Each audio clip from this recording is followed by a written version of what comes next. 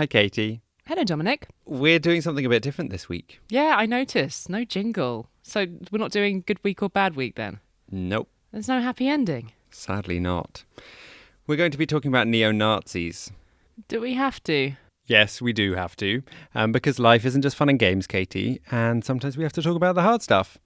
But I'm hoping this episode isn't going to be non-stop depressingness, because we are going to be in the company of one of Hungary's most jolly people, Filip Polak. All right. Okay. Oh, you shaved your head like Dominic. Yes, Yeah. yes, I also shaved it. I went for Britney Spears on my scalp. You might remember Philip's voice from an episode we made this summer, which was about something very different, a crazy hitchhiking trip he took from Hungary to Sweden. Psychedelic adventures in Potsdam. We skinny dipped in the canals of Bruges. The whole trip was a blast. What can I tell you about Filip? He is 23. He grew up in Slovakia, but he's from the Hungarian minority there. That's important, actually. It's going to come up later. He lives in Budapest. He studied politics and graduated this summer, and he's now interning at a think tank. So why are we talking to him about neo-Nazis this week? Well, it starts with a WhatsApp message that Filip sent us a few months ago. Maybe you can read it to us, actually, Dominic. Okay. Hello, Dominic. So, a classmate of mine in uni is a member of the new radical right-wing fascist group called Legio Hungaria, or the Hungarian League. Would you be interested in me hooking you up with an interview with this peculiar acquaintance of mine? If you're interested, let me know. If not, that's okay as well. So, what was your first reaction, Katie, when we got this text? I mean, run away as fast as we can. I mean, yeah, I just didn't want to engage with it. I guess my biggest worry was I do not want our podcast to give a platform to a neo-Nazi, and we definitely don't want to normalize neo-Nazis in any way. And it also feels like going willingly into a conversation with someone with these views is something we should feel especially cautious about, because neo-Nazi groups have been going out over the past couple of years and actively seeking publicity and trying to use the media to convince people to spread their propaganda. Yeah, and the fact that this guy, a far-right activist named Laci, the fact that he was actually apparently willing to speak to us set some alarm bells going that maybe he was hoping to get publicity out of this interview and maybe even win some people over. Even though, obviously, this podcast has a pretty progressive fan base and our listeners probably aren't the kind of people who might be won over by the far right. As far as we know, anyway. But yeah, there are a lot of reasons why we wouldn't want to talk to this person. But at the same time, it also felt like a pretty rare opportunity to get inside a neo-Nazi's head. The Hungarian League, this movement that Laci is a member of, they're pretty extreme. They like to burn rainbow flags at pride marches, that kind of thing. And yet, from what Filip was telling us, you wouldn't know, interacting with this guy at university on a daily basis, that he held these extreme views. He also came from a pretty similar background to Filip. They're the same age. They're from pretty much the same region. And part of us was really curious to try and work out how these two people could end up holding such different views. But at the same time, obviously, we were incredibly anxious about crossing the line between trying to understand what was happening here and somehow justifying it or giving it a platform. So we ummed and ahed about it for months, actually. But what we decided to do in the end was to get Filip and his classmate to sit down for a conversation and see where it went. Maybe we wouldn't use the recording at all, but at least we'd give it a go. So we told Filip to go and book some recording time in a recording studio in Budapest, and off they went. And then a few weeks later, in our inbox popped up a recording of this conversation they'd had and a transcript of the conversation in English. And actually, we were pretty impressed by how Filip had navigated this nightmare of a conversation. Looking back on it, this whole thing put Filip in a really awkward position. This is not someone he agrees with at all. But it was also a classmate. It was someone he had to try to coexist with in the same class for the rest of the year. So it had to stay civil. So it wasn't the same kind of interaction that you might get between a journalist and a neo-Nazi stranger who they're never going to see again. But at the same time, it's not like Filip just let Laci spew hatred for an hour and a half. He tried to change his mind. He challenged him. Philip and Laci spoke in Hungarian, obviously, so we're not going to play the whole conversation here, although you will hear some of it in the background. Alakult Légió Hungáriának egy jobb radikális mozgalomnak az egyik tagja. Szia, Laci. It will be available, password protected, on our website. More info about that at the end of the show. But what we thought would be better and more useful is to talk to Philip about how that conversation with Laci went. Why did he want to do it in the first place? And what did he learn from it? And even, was there any chance of changing Laci's mind?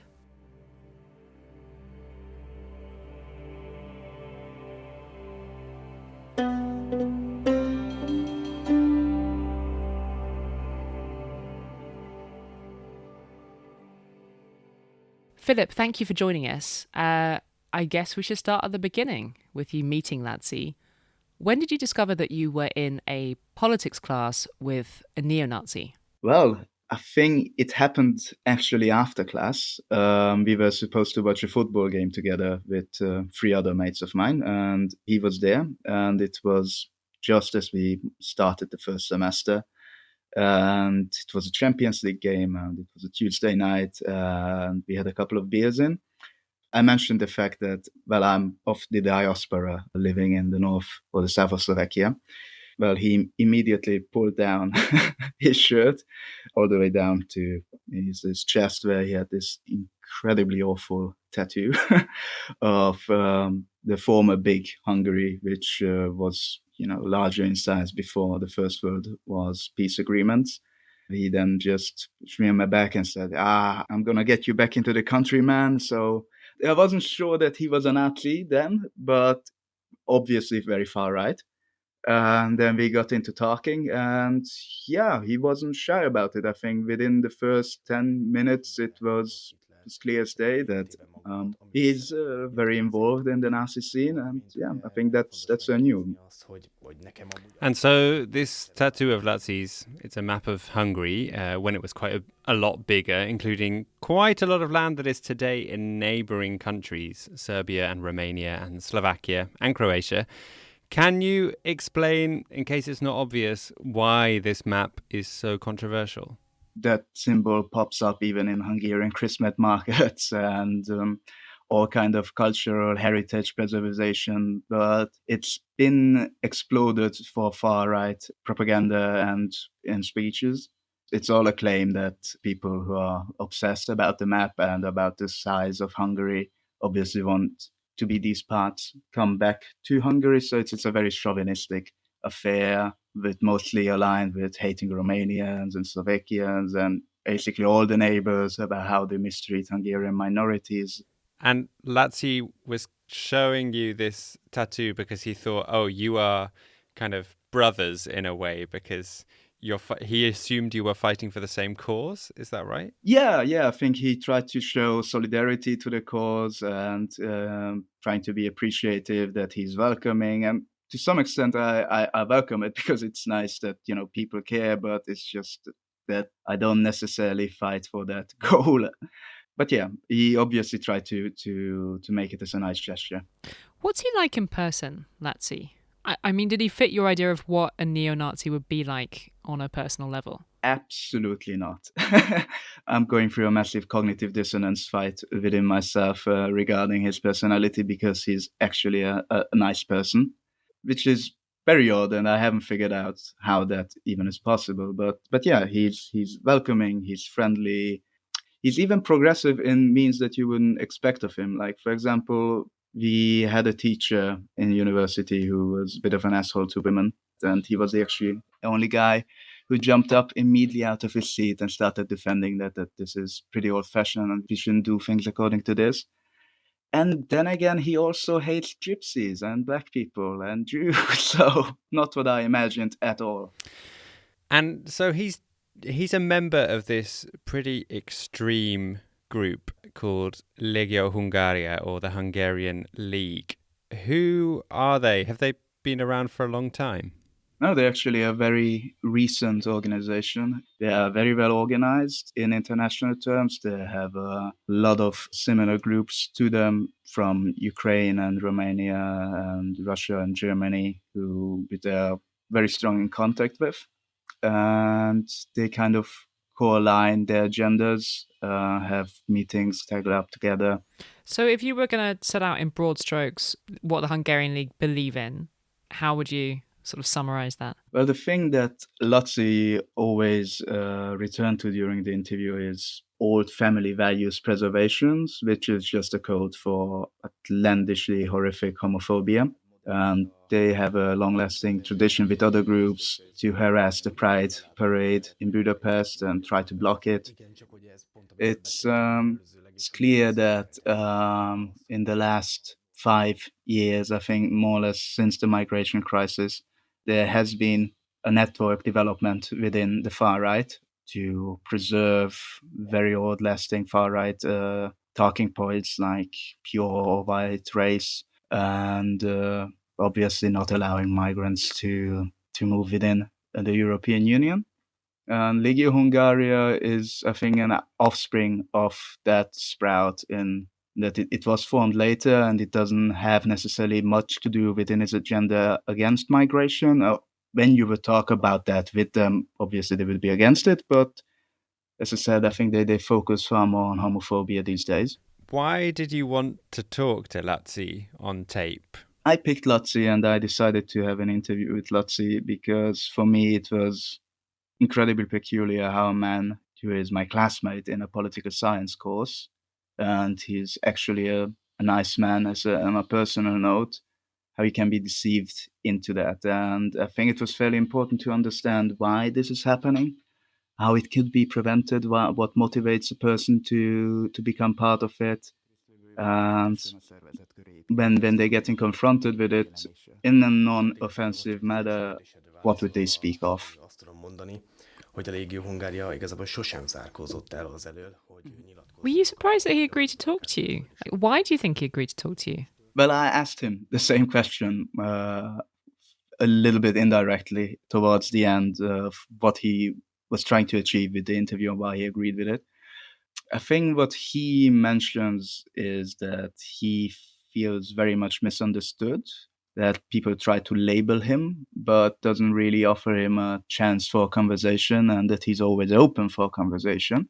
The other thing that he mentions is obviously that he tries to basically seduce other listeners to his thoughts.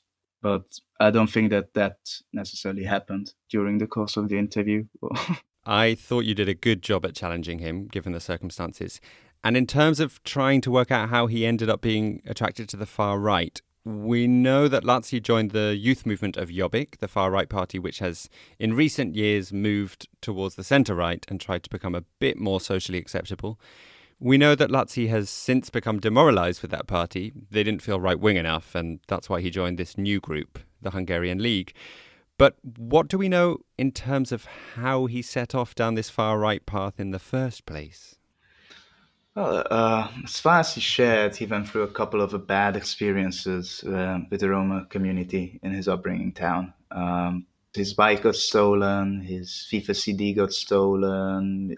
Obviously, when you invite people over in your house, you feel kind of shocked that by these events that your friends, apparently, according to Laci, end up burgling you.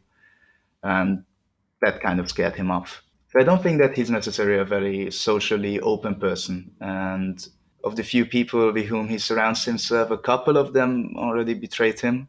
In his view, all of them were of gypsy descent. So that kind of formed a very negative image in him. Then he kind of politicized when he was able to vote in his first election. When he was just turning 18, he gathered some information about it, looked through a couple of candidates, and completely radicalized basically through YouTube videos, which is an astonishing fact for me. Hát igazából parlamenti közvetítéseket néztem, de közvetítéseket nem csak a YouTube-on lehetett ugye visszanézni ezeket, és akkor jöttek a választások. He just got further sucked into that void by the voices of Sanát Szegedi, Előd Novák, and Gábor Vona, all the frontrunners of the then Jobbik party, which spoke the truth, that nobody dared to speak in these days and all of that sort of mumbo jumbo. So he decided to become a member of Jobbik's youth wing as well, and has been for a long time, all the way till the last election, till 2018. Right. We should add that rights activists have for a very long time pointed out that the ethnic Roma minority suffer from widespread prejudice in Hungary and suffer from a large amount of intimidation from the far right in particular. Laci and you soon got on to talking in more detail about the Hungarian League itself, this relatively new far right group that he has now joined. One of your questions was about this physical and military preparedness of the group. This seems pretty sinister. Is the military side of the group something he tried to downplay? Yes. He tried to defend it as a sports scheme, and it reminded me a lot of about old Greek philosophy that in a healthy body lives a healthy spirit. But obviously, that's not the main motivation behind it. I think genuinely that this is very deeply embedded kind of masculinity desire within the group. Having said that, obviously the potential of escalation is always within these groups. So I think he wanted to downplay it, but also I don't think that they necessarily seem to be wanting to become violent. It's, I think, just natural bullshit. Igen, ez megvan a mozgalomban, ez a militarizmus, tehát hogy igazából ezt igazából úgy nevezzük, hogy konzervatív. And the thing that he kept coming back to again and again was LGBT rights. He's very openly homophobic. Why is he so obsessed with this one issue? Well, yeah, that's a very good question. I tried to come back to that question through a number of ways during the interview because I felt that he was kind of bailing on the answer. But he has fixed plans with his current girlfriend to settle down and to get married and to get children. But he feels very much threatened that his son probably would turn out gay, which would be dismal for him. Why he's particularly afraid of that is still a bit of a mystery to me, because as he says during the interview, he has, well, I wouldn't call them friends, but acquaintances with whom he lives in one dormitory who are gay, and he doesn't harass them or treat them worse in any matter. The only point when he became a little bit aggressive was when he was explaining the matters of his future family. Like there's something within him that doesn't allow him to process even the idea that his upbringing would become gay. At one point, he even says he doesn't believe a child can be straight if they're raised by two mothers. And you at that point challenged him and pointed out that there is absolutely no proof of a link between the sexuality of your parents and your own sexuality. How did he take it? He kind of backed away from that issue then, which was surprising, but he mentioned that he might check out the facts, and he won't say anymore because he doesn't feel informed well enough to get into an argument about that, and he said he's just going to check out the stats, which was nice. Which is kind of extraordinary considering that this is a view that's pretty central to his party's ideology and to what he's preaching, and he exposed that he's not actually sure about the statistics behind these things and that his opinion is actually not based on fact.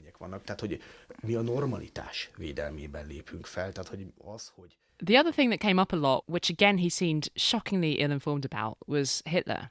He mentions Adolf Hitler, right, very often. And he has a Waffen-SS tattoo on his right arm.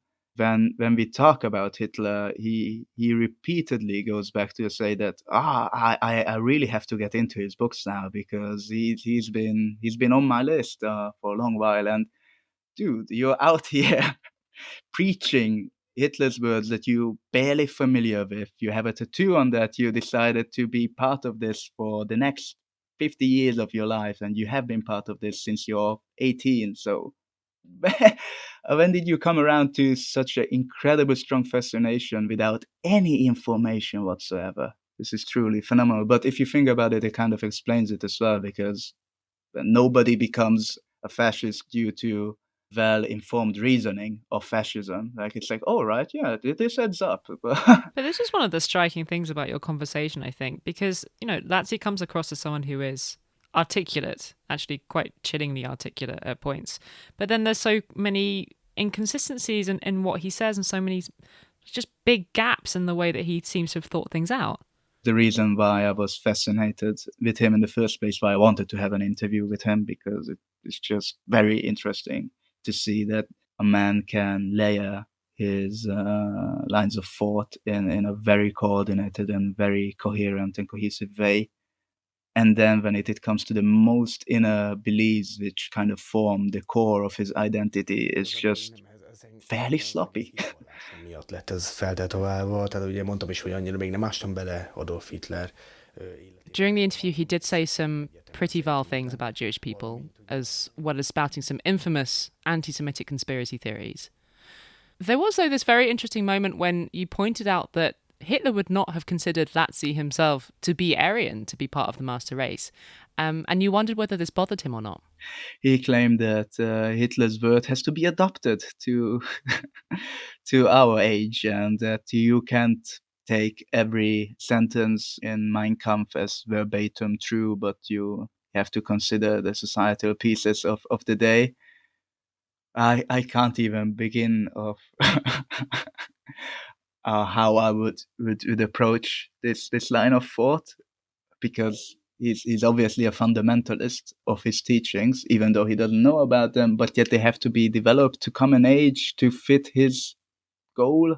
It's very, very confusing if you try to think of a rational order of how this came even to be. But this was his answer to this question. I mean, in 2019, he wouldn't, or 2020, he wouldn't be thinking like that. So yeah, I think he has a peace of mind in that and doesn't seem to be bothered with that. Ultimately, Philip, do you think there's any chance of Laci changing his views? I don't think that necessarily much will change in his life, though. But maybe, I don't know. I believe in change. I wouldn't be doing political science if I wasn't. So yeah, maybe I'm a bit idealistic, but I hope that he has a more understanding, or at least criticism towards his own beliefs, in the way that he's not going to deny them, but at least will scrutinize them. And what about you, Philip? I mean, some people would say there's something fundamentally wrong with the idea of sitting down with someone with these beliefs, and that trying to understand them is somehow trying to excuse them in some way. Did you feel like this was a useful experience for you? It was very revealing about organizatory matters of the far right, because obviously you try to avoid their airtime as much as possible, which is completely right. I completely agree with that you shouldn't necessarily be broadcasting these people. But to neglect their cause is not the same as neglect their monitoring.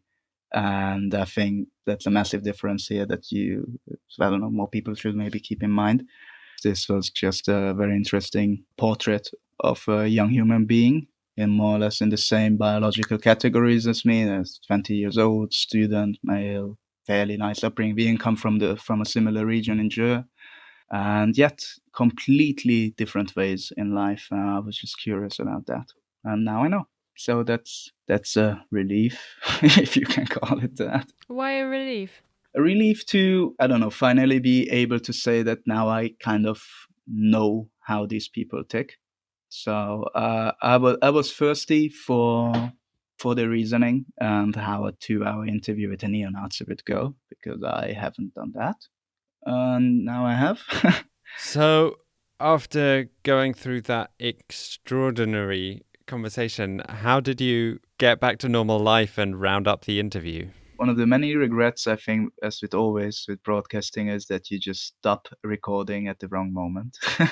And as soon as we left the recording, went back actually to university, so we walked along the way, he started to ask me about why I chose to be the way I chose to be. And I wrote up an example of how a very dear friend of mine came out to me, and how our friendship just grew massively due to just empathy and understanding. And there was this very revealing and nice silence. So some sort of reflection was going on. After the interview ended and we had this nice conversation, we kind of plunged back right into uni life. Like I remember parting ways with him two other friends just happened to stand by the coffee automat that we have in the alley there. Just started chatting with them, and we had class in 10 minutes. And yeah, that's how that experience more or less ended.